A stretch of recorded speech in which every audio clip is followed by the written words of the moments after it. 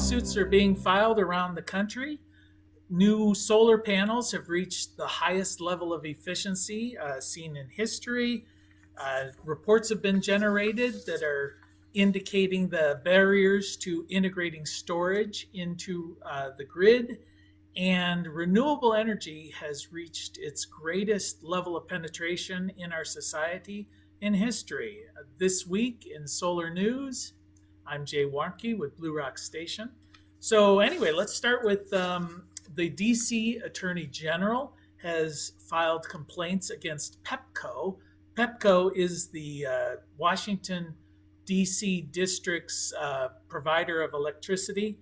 They have apparently repeatedly failed to follow guidelines that are seeking to integrate solar and renewable energy into the grid, specifically with community solar projects.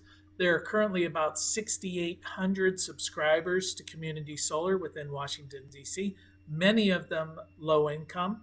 And Pepco has allegedly been overcharging and failing to provide the various credits that are due to the customers. So the DC Attorney General has filed suit. Across the nation, Washington State has announced that they are beginning a 3-year, $100 million project to develop community solar for low-income households. This project will begin in 2023 and will be managed by Washington State University. The investigation that's taking place by the Commerce Department that was announced a week ago has reached another level. This is an investigation of Chinese manufacturing organizations circumventing tariffs aimed at Chinese production of solar panels by moving production to other countries, specifically Vietnam, Thailand, Cambodia, and Malaysia.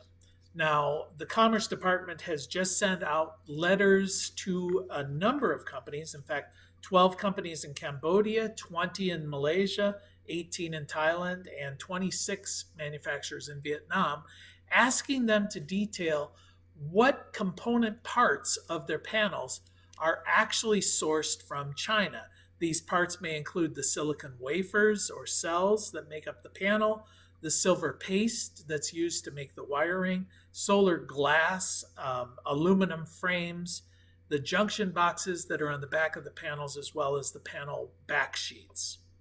If they do not respond by April 21st, the Commerce Department has threatened to increase sanctions against these manufacturers, perhaps raising the tariffs by as much as 250%. A recent industry report has noted a number of barriers that exist in trying to install batteries or storage on the grid. This report, called BATTREES, which stands for Building a Technically Reliable Interconnection Evolution of Storage.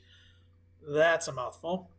They cite a number of issues, such as lack of inclusion of storage in applications when seeking to be interconnected, no rules, no standards that exist around the exporting of power from storage systems to the utility grid, no rules that have been put in place if the inadvertent export of power from these battery banks reaches the grid, what would happen.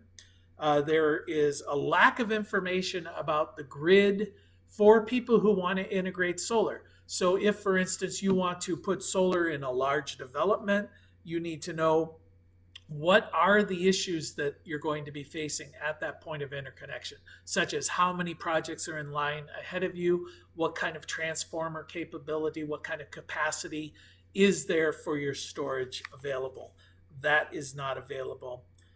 If you want to make a change during the process, there's no way of doing that. Let's say you identify that there simply is not capacity. Can you look at moving it to another location? There's nothing there at the moment. There is no standardization state by state and no rules regarding how the grid will integrate this solar on an operational basis, hour to hour, day to day, how that will work.